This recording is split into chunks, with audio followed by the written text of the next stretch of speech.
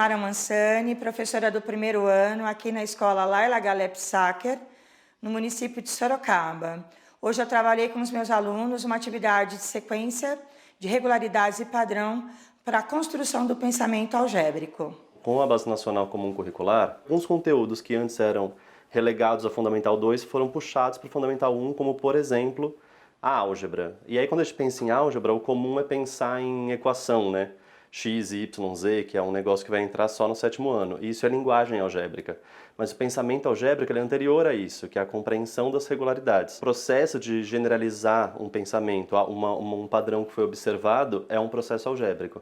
E aí, perceber isso nos anos anteriores é possível uma criança de Fundamental 1 entender que algo está se repetindo e pode ser generalizado. Então, o trabalho com sequências e com padrões e regularidades é essencial para construir desde o começo o pensamento algébrico. Então, a base propõe essa construção gradativa dos conteúdos até que as crianças consigam chegar em conhecimentos mais complexos nas idades mais avançadas. Diz pra mim, o que você pensou para descobrir, Natan? É que aqui tinha um, aqui vinha dois e aqui vinha três. Muito bem, Natan! Esse foi a terceira dificuldade que eu pus para vocês descobrirem. Não é que o Natan descobriu? Olha só, não era só a cor e a posição. Primeiro rosa, dourado, rosa, dourado, rosa, dourado. Tinha mais um segredo escondido, ó. 1, 2, 3. O que viria aqui agora? Isso. É interessante que o professor aproveite as várias linguagens para trabalhar com as suas crianças. Por exemplo, para essa aula eu usei objetos manipuláveis, atividade em desenho, possibilidade de eles criarem os padrões, eles desenhando também. Então, foram vários recursos, letras móveis e outros objetos que você pode ter aí na sua escola mesmo.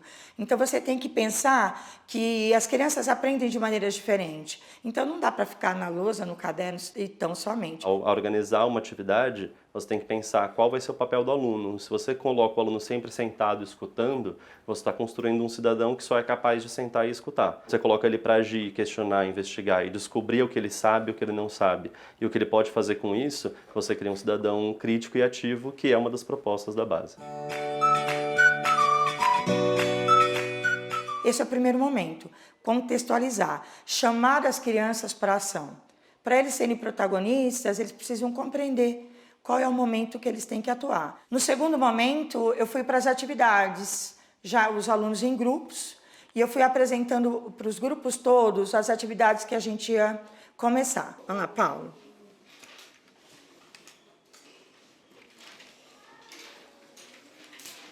E vocês vão observando se ele está indo no caminho certo. Pode continuar.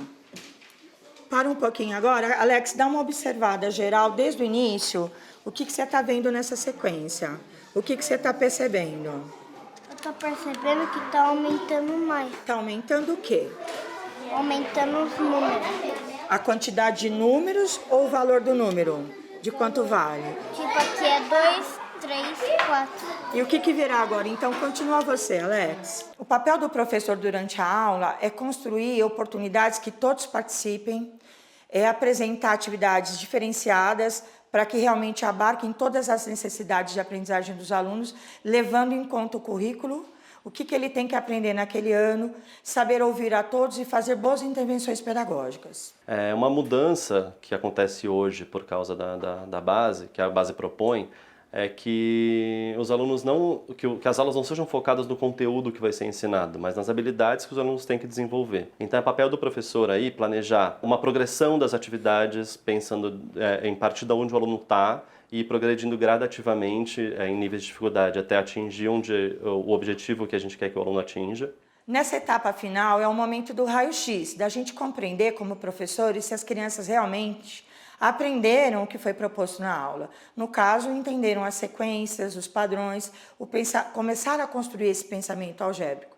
Para isso, eu propus que eles mesmos construíssem as suas sequências, criassem os seus padrões, desafiando os colegas a descobrirem qual era o segredo que eles propunham para serem descobertos. Muitas vezes nós preparamos aulas super bacanas, muito bem preparadas, usamos diferentes linguagens, Fazemos tudo de bacana na aula, mas esquecemos do momento crucial da aula, que é o fechamento. Então, o momento é de amarrar. Perguntar às crianças o que elas aprenderam, o que foi interessante e se tem ainda alguma dúvida, porque ela vai servir de preparação para as próximas aulas.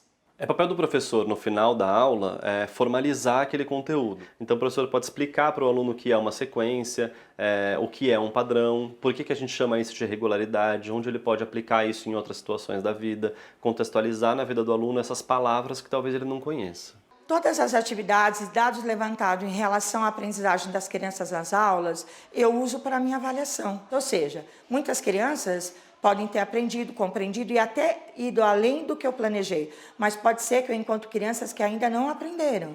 E é o meu papel, enquanto professora, propor aulas que sanem essa dificuldade ainda. Quando é que nós, professores da alfabetização do primeiro ano, imaginávamos que a gente ia trabalhar com as crianças álgebra, probabilidade no primeiro ano?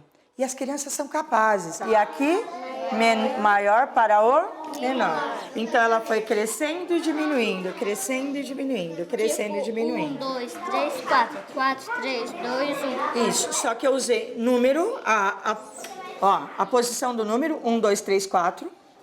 Eu usei a cor, amarelo, vermelho, e ainda fiz outra combinação, que é aumenta, diminui.